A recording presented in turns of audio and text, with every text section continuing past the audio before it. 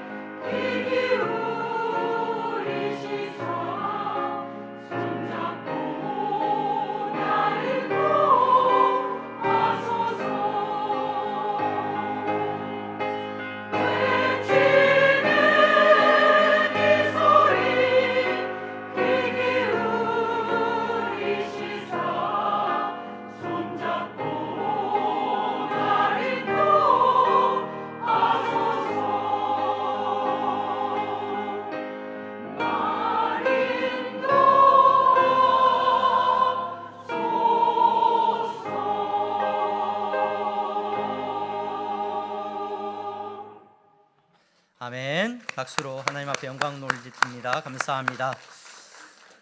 교회 소식 먼저 전하겠습니다. 오늘 예배 자리에 나오신 여러분 모두를 주님의 이름으로 환영합니다. 등록을 원하시는 분들은 안내하시는 분들에게 말씀하시면 도와드리도록 하겠습니다. 사순절 기간입니다. 사순절 기간 동안 여러분들의 경건 생활을 돌아보고 주님과 더 가까이 동행하는 시간들을 보내시기를 바랍니다.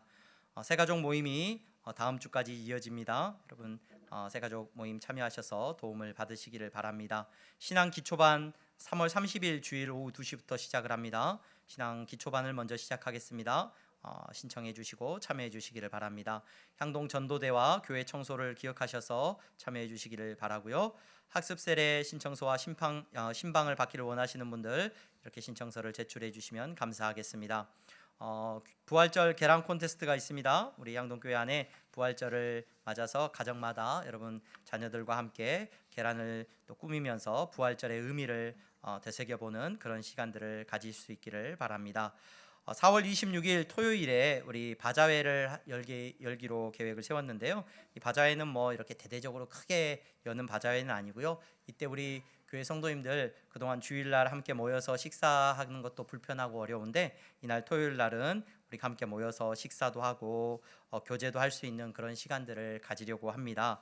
그래서 또 바자회 이렇게 모임을 풍성하게 하기 위해서 이렇게 물품을 기증을 받습니다. 여러분 그래서 철진한 옷들이나 또 아이들 이렇게 자라버린 아이들 남겨진 옷들이나 또는 뭐 장난감이나 또는 책들 보지 않은 것들 이렇게 바자회 물품으로 기증을 해주시기를 바랍니다. 좋은 물건들을 많이 기증해 주시면은 우리 성도님들이 함께 또 나누고 이렇게 쓸 수 있도록 하겠습니다.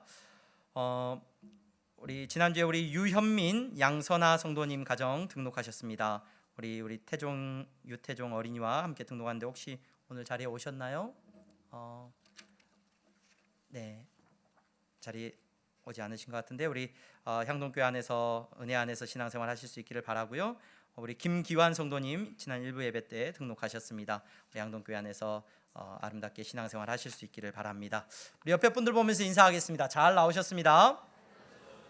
네, 성도님은 예수님 닮으셨습니다. 인사해 주십시오. 네.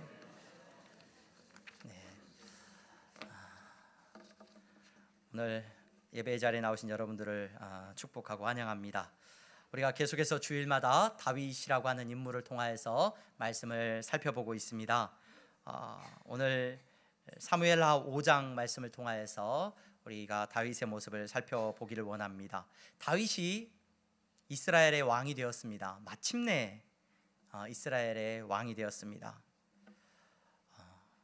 사울 왕이 죽은 후에 다윗은 유다 지파, 이스라엘의 12지파 가운데 유다 지파에 의해서 왕으로 이렇게 세움을 받습니다.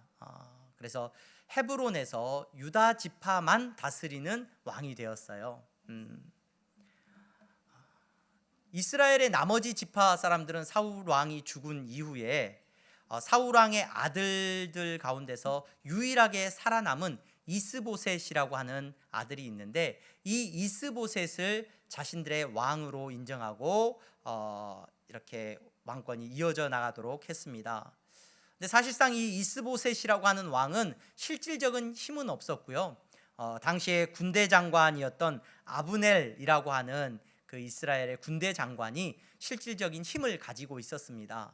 그래서 이 이스보셋조차도 자기 원하는 대로 자기 기분대로 이렇게 했는데 이 이스보셋이 사울 왕의 첩이었던 한 여인을 이 아브넬이 차지하려고 할 때 그를 비난했는데 그 사건으로 인하여서 아브넬의 또 마음이 돌아서게 되죠. 그래서 이스보셋을 배신하게 되고 결국 이스보셋은 암살을 당하게 되고 아브넬이 이제 유다에 항복을 하게 되고 이 아브넬도 이 다윗의 장관 중에 한 명이 이렇게 죽이게 됨으로 인해서 이 이스라엘의 사울 왕의 계보가 이제 끝이 나게 됩니다. 그리고 나서 오늘 우리가 읽은 본문에서 이스라엘의 지파의 장로들이 다윗을 찾아온 겁니다. 다윗을 이스라엘 전체의 왕으로 삼기 위해서 찾아온 장면이 오늘 우리가 읽은 본문의 내용인 것을 우리는 볼 수 있습니다. 여러분, 이 일이 지금 얼마 만에 일어났느냐? 다윗이 10대 때에 기름 부음을 받습니다. 어린 시절에 기름 부음을 받고 골리앗과의 싸움을 통해서 왕 앞에 나아가게 되고, 그때로부터서 다윗이 오랜 시간 동안 도망자의 삶을 살아가게 됩니다. 그리고 30살이 되어서, 나이가 30살이 되어서 그가 이제 유다 지파의 왕으로 세움을 받았는데, 그 이후에도 무려 7년 반, 7년이 넘는 시간 동안 이스라엘은 여전히 다윗과 싸움을 하는 그런 나라가였습니다. 그러다가 지금 이제 37년 만에 마침내 다윗이 전체 이스라엘의 왕이 되는 사건이 오늘 우리가 읽은 본문의 사건인 것을 우리는 볼 수 있습니다. 그리고 그는 이후에 33년을 이제 이스라엘 전체를 다스리는 왕으로 삶을 살게 됩니다. 다윗은 3번이나 기름 부음을 받아요. 한 번만도 족한데, 어린 시절에 이 사무엘에 의해서 기름 부음을 받고, 또 유다 지파에 의해서 헤브론에서 기름 부음을 받고, 지금 이제 나중에 이스라엘의 모든 지파에 의해서 기름 부음을 받고 왕이 되어지는 모습을 보게 됩니다. 여러분, 다윗이 왕이 되기까지 얼마나 고생이 많았습니까? 얼마나 힘든 일이 많았습니까? 젊은 나이부터서 지금까지 그의 가장 꽃다운 젊은 날이 20대는 그는 정말로 고통과 슬픔 속에서 지내야 했습니다. 그러다가 마침내 이제 왕이 된 겁니다. 이스라엘 전체의 왕이 된 겁니다. 이제 다윗의 인생은 어떻게 돼요? 다윗이 왕이 되었고 이후로 오랫동안 왕으로 행복하게 살았더라 하고 성경이 끝이 나면 좋을 것 같은데, 그렇게 성경은 끝이 나지가 않아요. 왕이 되었고 그 이후로 행복하게 오랫동안 살았더라 라고 하면 참 좋겠는데, 그렇게 오늘 성경은 기록하고 있지 않다는 말입니다.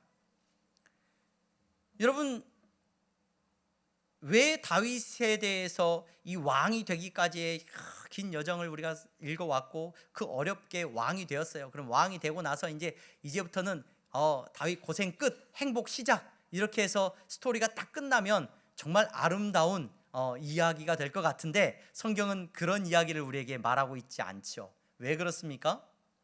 왜 그렇습니까? 그 이유에 대해서 우리가 다양하게 생각해 볼 수 있겠지만, 성경은 다윗의 인생의 목적이 왕이 되는 데 있지 않다는 것을 우리에게 말해주고 있어요. 다윗의 인생의 목적이 왕이 되는 거였다고 한다면 왕이 되고 그때부터는 끝, 행복 시작, 이렇게 돼야 되지요. 그런데 다윗의 인생의 목적은 왕이 되는 것에 있지 않았습니다. 우리 어린 시절 읽었던 동화책이나 우리 아이들에게 읽어주는 동화책 보면은 어떤 성공한 스토리들이 나오죠. 성공한 스토리들. 어떤 성공 스토리가 나옵니까? 공주님이 되는, 공주님이었다가 또 왕비가 되는, 그런 어떤 스토리들이 막 나와요. 그 스토리들의 목적 뭐예요? 예쁜 여자가 뭐가 되는 게 목적이에요? 공주는 아무나 안 돼요. 그거는 아빠가 왕이 돼야 되기 때문에, 왕의 신부가 되는 거, 그렇게 되는 거죠. 그러기 위해서 그 스토리들을 쭉 보면 그 우여곡절을 겪고 결국에 다 결혼을 했어요. 왕자님하고 결혼을 했어. 그러면 그 이야기는 이제 어떻게 돼요? 끝. 그 뒤로 행복하게 오래오래 살았더라 하고 이야기가 끝이 나요. 왜 그렇습니까? 그 스토리의 목적은 그 여자가 이렇게 왕자님과 결혼하는 것이 그 스토리의 목적이에요. 여러분, 다윗의 인생의 목적은 어디에 있느냐? 왕이 되는 것에 있었는가? 성경은 그렇게 말하고 있지 않습니다. 다윗의 인생의 목적이 무엇이었는가? 우리가 성경을 읽으면서 다윗의 내 인생의 목적은 이거야 라고 말하는 것을 직접적으로 찾을 수는 없어요. 그런데 다윗이 기록하고 있는 수없이 많은 시편들을 가만히 읽어보면 다윗이 바라고 있는 인생의 목적, 다윗이 꿈꾸고 있는 인생의 목적이 무엇인지를 우리는 짐작해 볼 수가 있습니다. 그리고 다윗이 지나온 인생의 삶의 여정들을 가만히 바라보면 다윗의 인생의 목적이 어디에 있는지를 우리는 생각해 볼 수 있습니다. 왕이라고 하는 위치는 다윗의 인생에 있어서 목적은 아닙니다. 하나님께서 그에게 맡기고자 하는 그의 직무죠, 직무. 일입니다. 이스라엘 백성들 가운데 그가 감당해야 되는 일이죠. 그는 왕이 되고 나서 이스라엘을 이끄는 목자의 역할을 해야 됐고, 주권자, 성경에 나와 있는 주권자라는 표현은 앞선 자라는 말이에요. 앞서서, 이스라엘 백성에 앞서서 행하는 사람이 되어야 했습니다. 이것은 그가 해야 하는 직무고 일입니다. 그의 인생에 있어서 목적은 될 수가 없습니다. 그렇다면 다윗의 인생에 있어서 목적은 무엇인가? 다윗의 인생의 목적은, 우리 항동교회 성도님들에게 제가 늘 말씀드리는 복 있는 사람, 복 있는 사람. 시편 1편을 시작하면서 시인이 노래하고 있는 복 있는 사람이라는 표현이 나와요.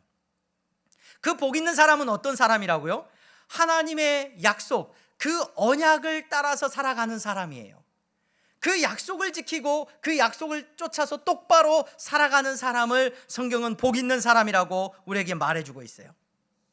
여러분, 하나님께서 이스라엘 백성들에게 주신 그 생명의 언약, 약속, 그 율법을 쫓아서 살아가는 사람이 복 있는 사람인데, 다윗은 그의 인생의 목적이 어디에 있느냐? 복 있는 사람이 되는 거예요. 복 있는 사람이 되는 거. 여러분, 성경이 말해주고 있는 다윗의 인생의 목적이 왕이 되는 것이 아니라 복 있는 사람의 삶을 살아가는 것이라고 할 때, 그 복 있는 사람이라고 하는 표현은 다시 말하면 뭐냐면, 하나님을 영화롭게 하고 그를 즐거워하는 삶, 하나님을 영화롭게 하고 그를 즐거워하는 삶, 곧 하나님께서 그 이스라엘 백성에게 주신 율법을 쫓아서 그 율법을 지킴으로 하나님을 영화롭게 하는 거예요. 재물을 많이 바치고 막 내가 왕이 되었으니까 내가 하나님께 영광을 올려드렸다, 이게 아니라 하나님께서 그 백성에게 주셨던, 언약 백성에게 주셨던 율법을 잘 지키는 것을 통해서 하나님께 영광을 올려드리는 것, 그리고 더 나아가서 그를 즐거워하는 삶, 하나님이 주신 율법을 지키고 그 율법을 묵상하고 그 율법을 따라서 살아가는 삶을 통해서 하나님을 즐거워하는 삶을 살아가는 것이 다윗이 인생 가운데서 이루고자 하는 목적이라는 것을 우리는 시편들을 통해서 살펴볼 수가 있습니다. 여러분, 그 인생의 목적 안에서 그는 왕도 되기도 하고요, 또는 쫓겨나기도 하고요, 또는 그는 도망자의 신세가 되기도 했다가, 그는 부유하기도 했다가 가난하기도 했다가, 결혼을 했다가 아내를 빼앗기기도 했다가, 여러분, 모든 삶의 여정 가운데서, 그 수없이 많은 여정 가운데서 그가 바라고 있었던 목적은 단 하나예요. 하나님의 율법 안에서 하나님을 즐거워하고 그분을 영광스럽게 하는 것이 그의 인생의 목적이었단 말이에요. 오늘 예배 자리에 나오신 여러분, 오늘 예배드리는 여러분들의 삶의 인생의 목적은 어디에 있습니까? 이 질문을 반드시 여러분 하셔야 돼요. 적어도 이 자리에 앉으셔서 나는 세례교인입니다 라고 하시는 분들, 나 세례 받았습니다 라고 하시는 분들은 대한예수교 장로회, 아니 건강한 교회라고 한다면 여러분들 세례 받기 전에 세례 문답을 해요. 그러면서 학습 세례 문답서라는 작은 책이 있죠, 그거 읽어오세요 라고 요구를 했어요. 그 책에 나와 있는 내용을 보면은 뭐가 나오냐면, 학습이 뭐고 여러분 세례가 뭔지 아시죠? 우리는 이제 예수님 믿고 세례를 받아요. 근데 세례를 받는데 그걸 그냥 무분별하게 주지 않고 교회라는 제도 안에서 학습을 먼저 받게 하고, 그 학습의 시간이 6개월 정도의 시간이, 학습 받기까지 6개월의 시간을 두고 다시 6개월이 지나면 세례를 베푸는데, 학습과 이 세례를 베풀 때 있어서 교육을 하고 신앙을, 우리의 믿음에 대해서 고백을 하게 하는데, 이 학습 받을 때 가장 먼저 가르치는 첫 번째 그 문답서 질문이 뭐냐? 어떤 사람이 학습을 받을 수 있습니까? 이게 첫 번째예요. 어떤 사람이 받을 수 있어요? 교회 출석한 지 6개월이 지나고 만 14세 이상이 되신 분을 학습 받을 수 있도록 합니다. 왜 그렇습니까? 어른으로서 스스로 신앙을 고백할 수 있는 사람에게 이제 학습을 주고 교육을 해서 어른이 되면 이제 이렇게 또 시간이 지나면 세례를 주는 거죠. 그리고 나서 첫 번째 질문이 뭐냐? 첫 번째 알아야 될 것, 믿음으로 고백해야 되는 건 뭐냐? 사람의 제일 되는 목적이 무엇입니까? 라는 질문이에요. 여러분들의 제일 되는 목적이 뭡니까? 사람의 제일 되는 목적이 어디에 있습니까? 라는 질문을 주고, 그 질문에 대한 답이 첫 번째예요. 그게 공부해야 되는 내용이에요. 그 질문의 답이 뭡니까? 하나님을 영화롭게 하는 것과 영원토록 그를 즐거워하는 것입니다. 이게 첫 번째예요. 이 자리에서 권사 또는 장로, 안수집사의 직분을 받으신 분들 계세요. 그 직분을 받으신 분들에게 선서시켜요. 선서하는 거는 대한예수교 장로회에 그 어떤 모범이 있고 교리가 있는데, 그 교리 가운데서 어떤 교리가 있냐면 웨스터민스터 소요리 문답이라는 문답이 있어요. 우리의 신앙의 고백서예요. 우리는 어떤 걸 믿습니다 하는 건강한 신앙의 고백서를 그렇게 영국의 웨스터민스터에서 만든 그 요리 문답이 있어요. 소요리 문답이 있는데, 그 요리 문답을 내가 믿고 고백합니다 라고 그 고백을 전제로 여러분들에게 직분을 줬어요. 그 직분 받은 그 소요리 문답의 첫 번째 질문도 바로 이거예요. 사람의 인생의 첫 번째 되는 목적이 어디에 있냐? 우리는 뭐라고 고백하는 사람이라고요? 하나님을 영화롭게 하는 것과 영원토록 그를 즐거워하는 것. 여러분, 이게 헷갈리면 안 돼요. 이게 헷갈리면. 다시 한번 해보겠습니다. 사람의 존재의 목적, 내가 존재하는 목적, 내 인생의 목적이 어디에 있다? 하나님을 영화롭게 하는 것과 그를 즐거워하는 것. 이것이 우리 인생의 목적이라고 우리는 고백하는 사람들이에요. 세상에는 뭐라고 가르칩니까? 학교에서는 우리 아이들에게 사람의 목적은 자아 실현을 하는 거야, 또는 행복해지는 거야, 잘 사는 거야. 이것이 인생의 목적이라고 가르칩니다. 네, 그것이 목적이죠. 하지만 이 모든 목적도 우리는 어디 안에 포함되어진다라고 고백하느냐? 하나님을 영화롭게 하는 것과 그분을 즐거워하는 것이 내 자아 실현이고, 그것이 내가 행복해지는 것이고, 그것이 내가 잘 사는 것이라고 믿는 것이 오늘 예배의 자리에 나온 여러분들인 줄로 기억하시기를 바랍니다. 여러분, 자식이 잘 되는 것, 난 우리 가족이 잘 되는 게 내 인생의 목적이야.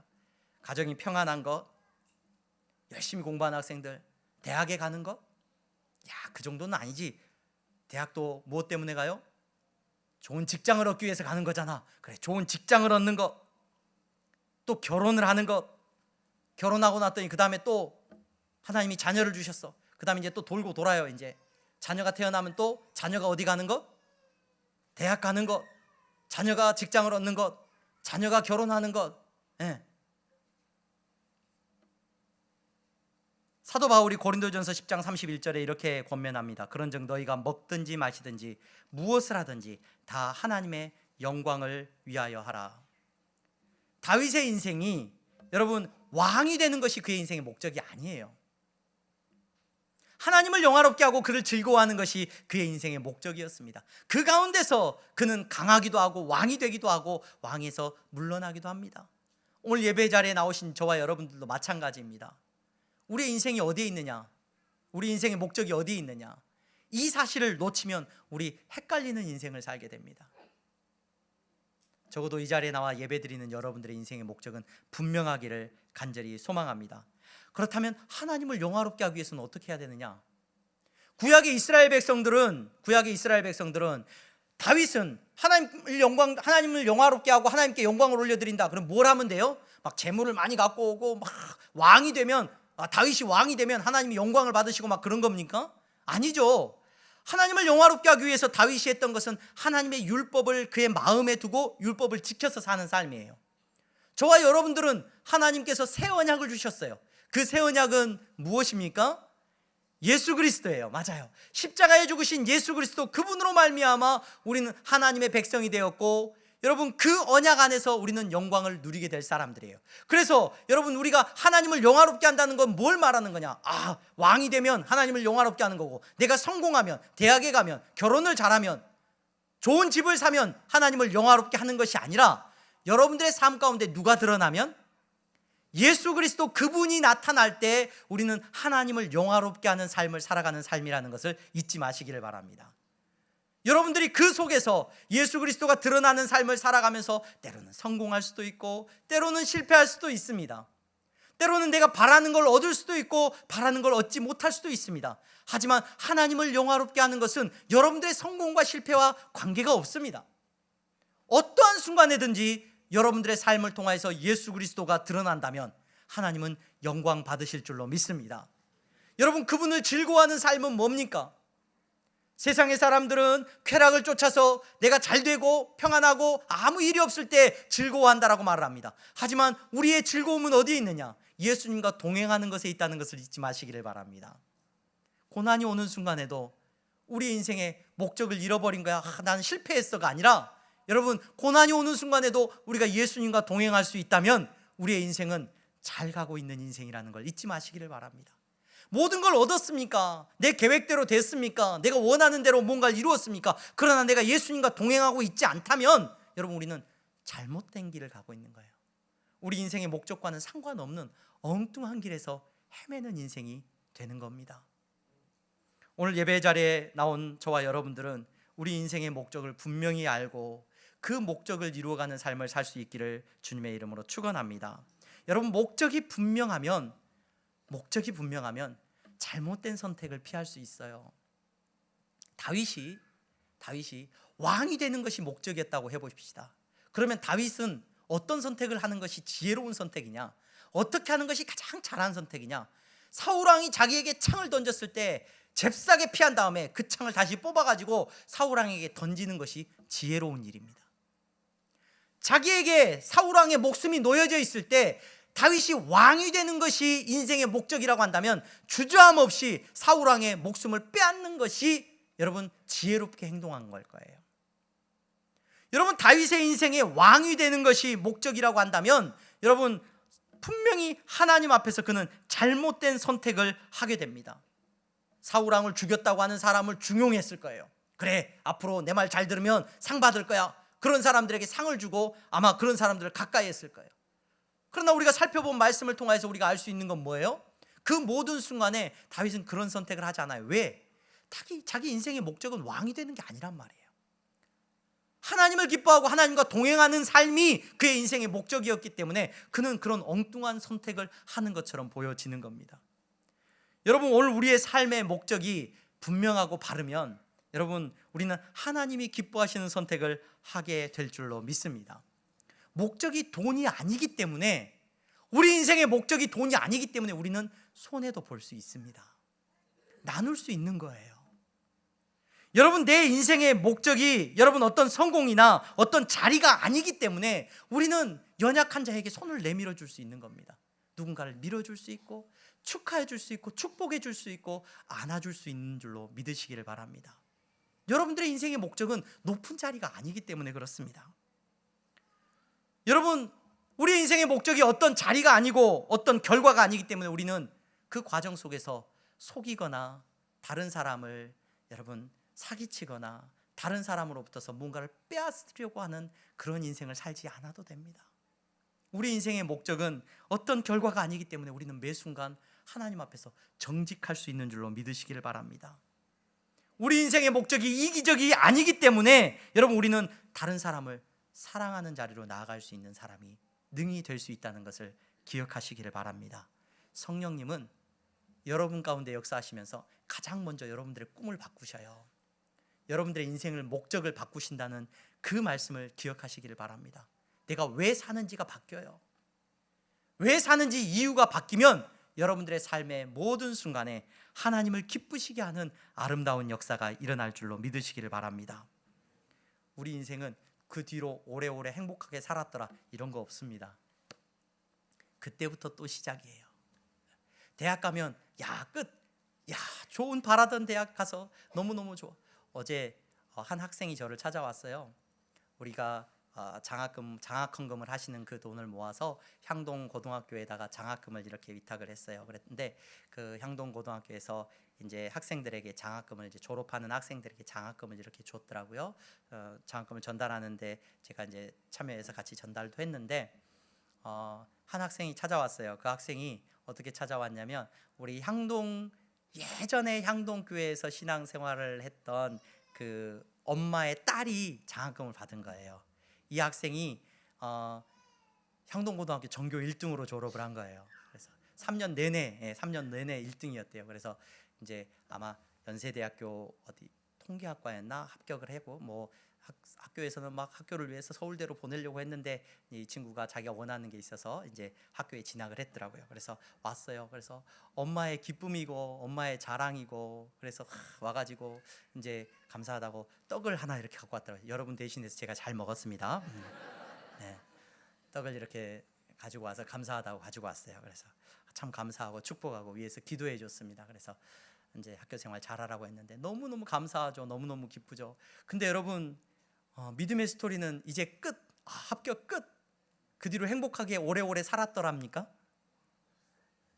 뭐예요? 이제 시작이에요. 그 말을 차마 못 해줘요. 차마 못 해줘요. 여러분, 오늘 우리의 믿음의 길은 다윗의 목적이 왕이 아니었던 것을 기억하는 것에 있습니다. 우리의 지혜가 거기에 있습니다.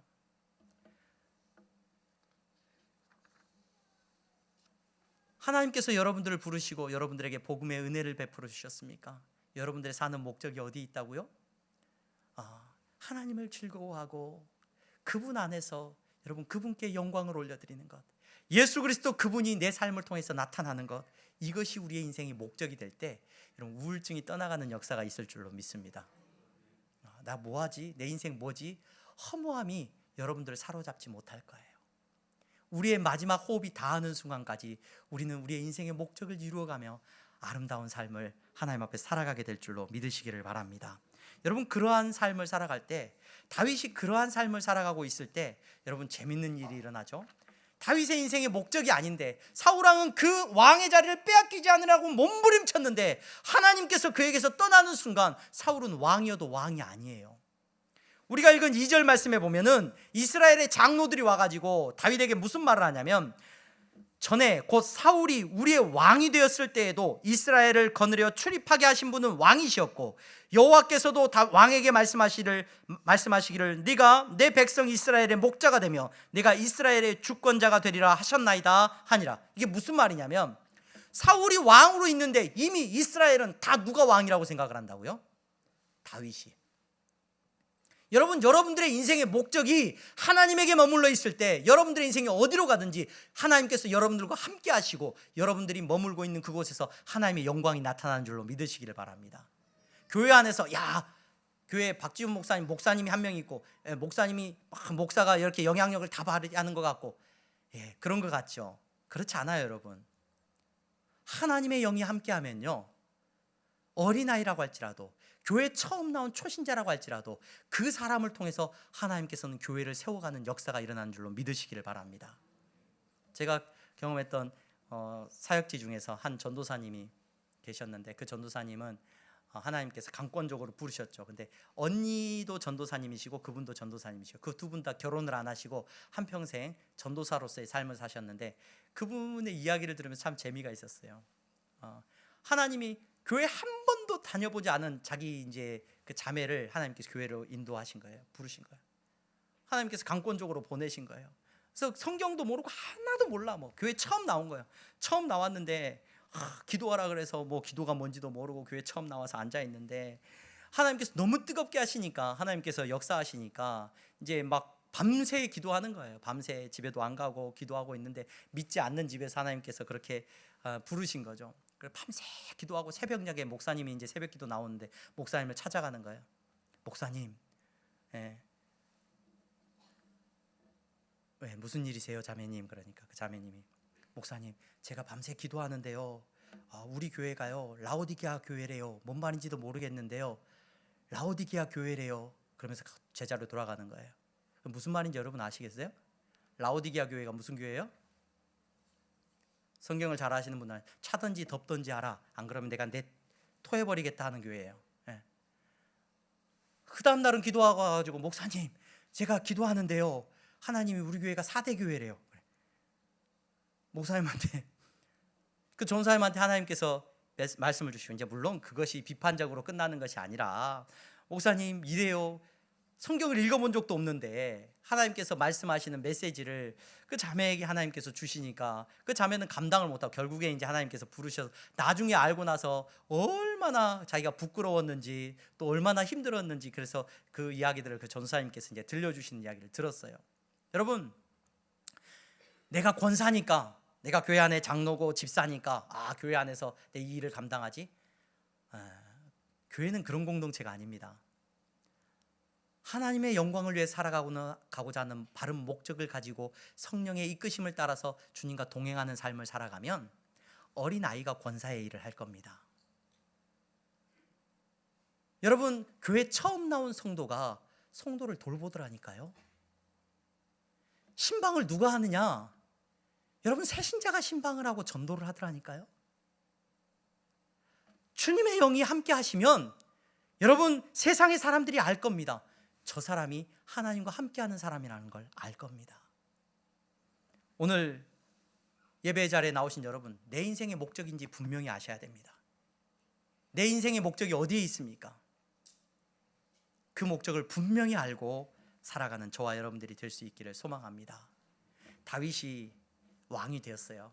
하나님께서 그에게 직무를 맡기셨죠. 그 왕의 직무를 맡았는데, 오늘 우리가 좀 길게 말씀을 읽었는데 6절부터 9절까지의 말씀은 어떤 내용이냐면요, 다윗이 왕이 되고 나서 가장 먼저 한 일이 기록되어 있어요. 다윗이 왕이 되고 나서 가장 먼저 한 일이 뭐냐면, 이스라엘 전체를 다스리는 왕이 되고 나서 다윗이 어떤 일을 하냐, 우리가 읽은 본문의 내용을 보면 예루살렘이라고 하는 도시를 이제 점령하게 됩니다. 이게 어떤 의미가 있길래 이 예루살렘이라고 하는 곳을 점령하게 됐느냐, 이 예루살렘이라고 하는 것은 그 땅에 여부스 사람들이 살고 있었어요. 여부스 사람들이 살고 있었던 땅인데 다윗이 이 성을 점령하는 거예요. 이 성을 점령하는 과정이 오늘 본문에 기록되어 있어요. 여부스 사람들은 이 예루살렘이라고 하는 도시는 지금은 많이 개발되어져서 이렇게 많이 평탄하지만 해발 800m 고지에 있는 산에 있는 도시였고, 이 당시만 해도 성이 외부의 침략으로부터서 철저하게 이렇게 보호받을 수 있는 그런 천연의 요새와 같은 이 성이 예루살렘이었어요.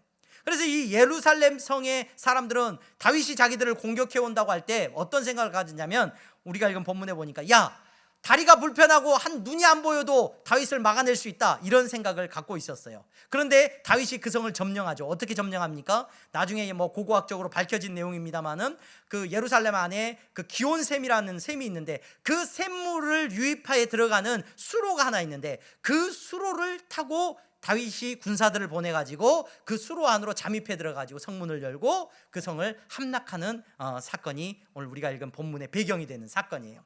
여부스 사람들의 예루살렘 성을 점령하게 되는 거예요. 이게 왜 의미가 있는 줄 아세요, 여러분? 하나님께서 이스라엘 백성들과 시내산에서 약속을 하셨어요.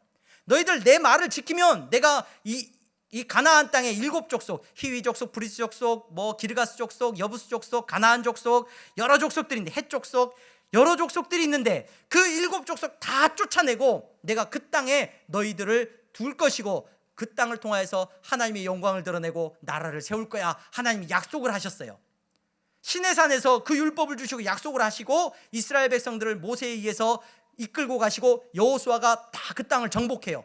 근데 그 땅을 정복했는데 어떤 일이 일어났냐, 계속 전쟁을 하면서 그 땅에 정착을 하는데, 여호수아 15장 63절, 예루살렘 주민 여부스 족속을 유다 자손이 쫓아내지 못하였으므로 여부스 족속이 오늘까지 유다 자손과 함께 예루살렘에 거주하니라. 쫓아내요, 못 쫓아내요? 못 쫓아내요. 사사기에 와서도 마찬가지예요. 사사기 1장 21절, 사사기로 넘어가면 그 땅이 베냐민 지파의 자손으로 넘어갑니다. 베냐민 자손은 예루살렘에 거주하는 여부스 족속을 쫓아내지 못하였으므로 여부스 족속이 베냐민 자손과 함께 오늘까지 예루살렘에 거주하니라. 하나님께서 분명히 약속을 주셨어요. 너희들이 이 율법을 잘 지키면 내가 반드시 그 땅의 거민들을 다 쫓아내고 어떻게 하겠다? 그 땅에 이스라엘을 세우겠다는 거예요. 근데 지금 몇 년이 지난 줄 아세요? 여호수아 때로부터서 지금 이 다윗의 때까지 400년이 지났어요. 400년이 시간이 지났음에도 여부스 사람들이 예루살렘을 점령하고 있어요. 그래서 다윗은 왕이 되자마자 가장 먼저 한 일이 뭐냐, 그 예루살렘 성을 향하여서 안 된다, 그 성은 절대 함락 못한다 했지만 여리고 성을 무너뜨리신 하나님의 능력을 믿고 있고 율법에 순종하고 하나님의 말씀에 순종하는 마음으로 그는 예루살렘을 향해서 나가게 되고 예루살렘을 점령하게 됩니다. 그래서 그 예루살렘은 이스라엘 백성들에게 언약의 성취가 되고, 지금도 이스라엘 사람들은 예루살렘을 얼마나 좋아하는지 몰라요. 시온주의 운동이 일어났을 때 이 예루살렘을 시온성이라고 그러거든요. 시온성, 시온산이라고 불러요. 그래서 그 사람들은 이스라엘 독립하기 전에, 지금도 그 사람들의 인사가 그거예요. 내년에는 예루살렘에서 베샨나 하바 비루샬라임, 그래요. 이게 뭐냐면 내년에는 예루살렘에서 만납시다. 지금은 우리가 미국에서 인사하고 있지만 내년에는 예루살렘에서 인사합시다. 이게 그 사람들의 인사였어요. 네. 유대교의 성지가 됐죠, 예루살렘이. 왜 그렇습니까? 다윗이 하나님의 약속대로 순종함으로 하나님께서 이 땅을 주신다고 하셨으니까 그 성이 아무리 여리고성과 같다고 할지라도 그 성을 향하여서 나아갈 때 하나님께서 그 땅을 주신 거예요. 그래서 그 예루살렘 성이 그들에게 있어서는 언약의 성취가 된 겁니다. 언약의 성취. 오늘 예배 자리에 나오신 여러분, 아 그래, 예루살렘이 참 그런 도시구나, 그런 성이구나, 하나님의 언약의 성취를 이룬 도시구나, 우리도 그 예루살렘을 좀 살아있을 때 한번 방문을 해봐야 되겠다. 그래서 이슬람 사람들은 메카라고 하는 곳을 막 자기들의 인생에 있어서 반드시 한번 성지순례를 해야 되거든요. 메카를 한번 갔다 와야 돼. 뭐 우리가 예루살렘을 꼭 다녀와야 됩니까? 뭐 갔다 올 수 있는 기회가 있으면 좋죠. 지금 예루살렘에 가면은 예루살렘은 4개 섹터로 나눠져 있어요. 그 4개 섹터가 종교적으로 나누어져 있어요. 그래서 4 종교의 그 성지가 돼 있어요. 유대교, 이슬람교, 그 다음에 아르메니안교, 그 다음에 개신교. 개신교는 또 그리스종교, 천주교, 개신교 안에 전부 이렇게 뭉쳐서 이렇게 4개 예루살렘이 그렇게 나눠져 있어요. 근데 여러분, 우리도 거기에 가서, 거기가 성지니까 야 그곳에 가서 하나님께서 그곳에 처음 오실 거야, 뭐 그런 어떤 마음을 가지고 살아가는 겁니까? 우리에게 있어서 예루살렘은 어떤 의미가 있는 겁니까? 여러분, 예루살렘에 누가 오셨어요? 예수님이 오셨어요. 그 예루살렘이 우리에게 의미 있는 이유는 단 하나예요. 그곳에서 우리 예수님이 십자가에 죽으셨어요. 그리고 다시 사셨어요. 그 사건으로 말미암아 우리는 새 언약이신 예수 그리스도를 우리 안에 품고 살아가는 사람이에요. 그래서 그 장소적인 예루살렘이 아니라 우리는 예수 그리스도가 우리 안에 계심으로 말미암아 새 예루살렘을 경험하고 누리는 사람이 된 줄로 믿으시기를 바랍니다. 여러분들이 머물러 있는 그곳이 예루살렘의 역사가 나타나는 곳입니다. 예루살렘은 어떤 곳이라고요? 하나님의 언약이 성취되는 곳이에요. 여러분들이 머무는 곳, 여러분들의 심령 가운데 계신 예수 그리스도로 말미암아 여러분들은 새 언약의 성취를 누리며 살아가는 성도가 된 줄로 믿으시기를 바랍니다. 예루살렘 못 가봐도 괜찮아요. 여러분들이 예수 그리스도를 믿고 그분을 내 마음의 구주로 영접하고 살아간다면 여러분들이 머무는 그곳이 바로 하나님께서 기뻐하시는, 하나님께서 함께 하시는 놀라운 장소가 되는 줄로 믿으시기를 바랍니다. 여러분, 다윗은 점점점 강성해집니다. 우리가 읽은 본문에 보면 점점점 강성해졌다. 이 말은 의미가 어떤 의미가 있는 표현이냐면 점점점 커간다는, 가돌이라는 말이에요. 그가 걸어가는 인생인데 그의 영향력이 점점 커가고 있어요. 오늘 새 언약이신 예수 그리스도를 품고 살아가는 여러분, 예수님이 그런 비유를 하셨죠. 하나님의 나라는 뭐와 같다고 하셨어요? 겨자씨와 같고 누룩과 같다고 하셨어요. 겨자씨와 누룩의 특징은 뭐냐? 점점 커가요. 오늘 여러분들의 인생이 그리스도 안에서 예수님을 여러분들의 주인으로 모시고 살아간다면 어디로 가든지 여러분들은 커가는 사람이 될 줄로 믿으시기를 바랍니다. 시간이 지나서 위축되는 인생이 아니라 여러분들이 만나는 모든 사람들에게 선한 영향력을 펼치고 하나님의 나라가 확장되어져 가는 놀라운 일 가운데 여러분들이 쓰임받을 줄로 믿습니다. 우리 시간이 지난 다음에 여러분, 우리는 고백할 거예요. 내 인생의 목적은 어떤 정점에 이르는 것, 뭐가 되는 것, 어느 자리에 올라가는 것이 아니라 어느 자리에 있든지 우리 하나님을 기쁘게 하고 그분을 기뻐하는 삶, 이것이 내 인생의 목적이기 때문에 우리의 호흡이 닿는 순간까지 우리는 하나님을 기쁘시게 하는 그 목적 안에서 즐거워하고 꿈꾸는 소년과 같고 어디로 가든지 여러분들의 삶이 날마다 커가는 역사 가운데서 하나님의 은혜를 경험하게 될 줄로 믿습니다. 기도하겠습니다. 거룩하신 하나님, 감사합니다. 사랑하는 성도들, 오늘 예배의 자리에 나왔습니다. 저들의 인생의 목적이 무엇인지 바르게 알게 하시고 그 목적 안에서 하나님의 뜻을 이루어가는 삶을 살게 하시고 예수 그리스도 그분을 내 삶 가운데 모시고 저들이 어디로 가든지 하나님의 나라가 커가듯 저들의 인생도 주님 커가는 역사가 일어나게 하여 주시옵소서. 예수 그리스도의 이름으로 기도하옵나이다. 아멘.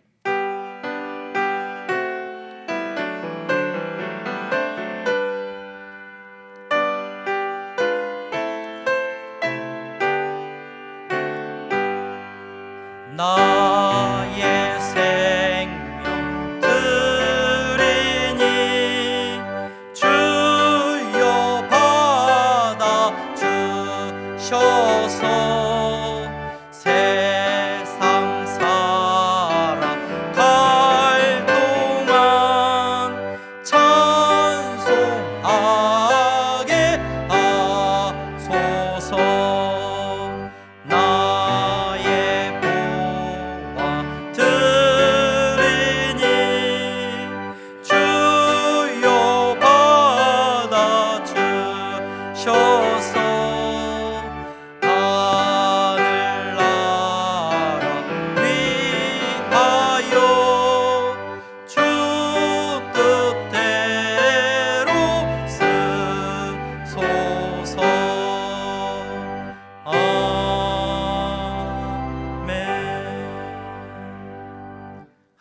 감사합니다. 이 시간 하나님 앞에 예배하며 물질을 구별하여 드렸습니다. 하나님, 이 물질을 드림이 저들의 믿음의 고백이 되게 하시니 감사합니다. 하나님, 물질이 내 인생의 목적이 아니고 내가 어떤 것을 얻는 것이 내 인생의 목적이 아니고 주님과 동행하며 예수 그리스도를 드러내며 예수 그리스도 그분으로 말미암아 기뻐하는 것이 내 인생의 목적인 것을 알고 하나님, 정직한 11조와 감사의 예물을 드리게 하셨으니 그 믿음대로 저들을 이끌어 주시기를 원합니다. 어느 자리에 있든지 저들의 지경을 넓혀 주시기를 원합니다. 어디로 가든지 하나님 함께하여 주셔서 저들을 통하여서 주님이 영광받아 주시옵소서. 삶의 공고함 가운데 있습니까? 경제적인 어려움 가운데 있습니까? 그곳에서 죄짓지 않게 하시고 그곳에서 정직하게 하시고 그곳에서 하나님의 도우심을 경험하게 하여 주시옵소서. 아버지 하나님 감사합니다. 이 시간에 선교의 예물을 드리며 자아건금을 드리며 건축헌금을 드렸습니다. 하나님 앞에 드리는 이 예물, 하나님의 나라를 위하여 드리는 예물이오니 주님의 나라가 우리 가운데서 아름답게 이루어져 나가게 하여 주시옵소서. 예수 그리스도의 이름으로 기도하옵나이다. 아멘.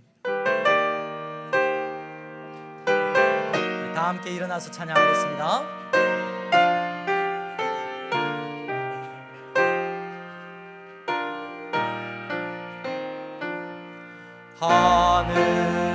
하늘에 계신 아버지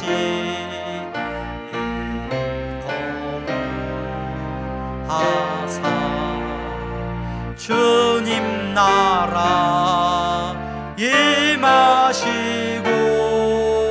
뜻이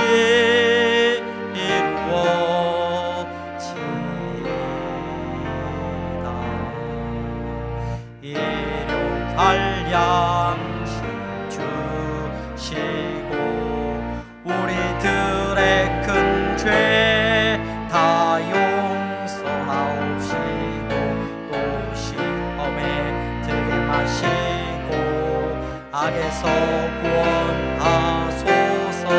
내게 주의 나라 주의 권세 주의 영광 영원히